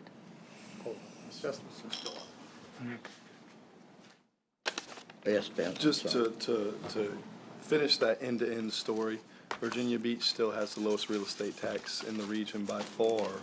And I think if you look at the rating agencies, Standard & Poor's, Moody's, Fitch, when you talk about stockholders, stockholders rely on these rating agencies. And what do these rating agencies say about Virginia Beach? What do they say about AAA and Chesapeake also, two AAAs, and they don't put, and they're trash in their tax rate. Yeah, but all of our general obligation bonds are AAA in Virginia Beach, and our real estate tax rate is much lower than Chesapeake. Not if you control for trash. What do they Not say if you about control it? Do they for say that trash. we're conservatively budget? We have conservative budgeting processes. They say there's We have room liquidity. there's room for improvement. Okay. We can take that on the road, but you should run for at large. John, I'm running for mayor. I already challenged you to run for mayor. I offered to help you get on the ballot. You wanted to help me? I was looking forward to it. I was looking forward to it. That's what the people wanted to see, me versus you. I know that Scott That's what they wanted to Taylor's see. playbook is good for you, but I'm not going to help you out. We're having a what they lot of wanted to fun see. here. I'm ready for dinner. Bob, did you have something? Oh, no, I'm staying out of this. Okay. You're knee deep in it. I'm ready for you, Bob. Thank you for the presentation. Now we'll go right It was to the real interesting world. But one of you won't be presentation, here. and I think I will. it excited a lot of people, I know I but will. it also gave us a lot of insight as to how successful we have been. It's a good briefing. Yes. All I right. appreciate that, man. I would indulge the mayor and the vice mayor to meet with the city attorney and I. We're hard pressed to go to print on our agenda for next Tuesday. We do have a formal session. We don't have a large ordinance agenda, very few planning items. Just working through our briefing schedule. We're gonna be fully focused over the next 5 days dealing with this, and hopefully we come out on the end of the weekend with some sunshine, and hopefully your harvesting's going well. I know everybody's busy cutting as much corn as they can, but they're about to run out of daylight, I guess you might say, on this. And I will continue to keep you informed. You'll be getting updates from Julie, and you'll be getting update and spot reports from me. And feel free to query me with your thoughts, your ideas, and your questions because we don't always have all the ideas, and you're out there with your constituents. I appreciate your input tonight. Thank you. Meeting is adjourned.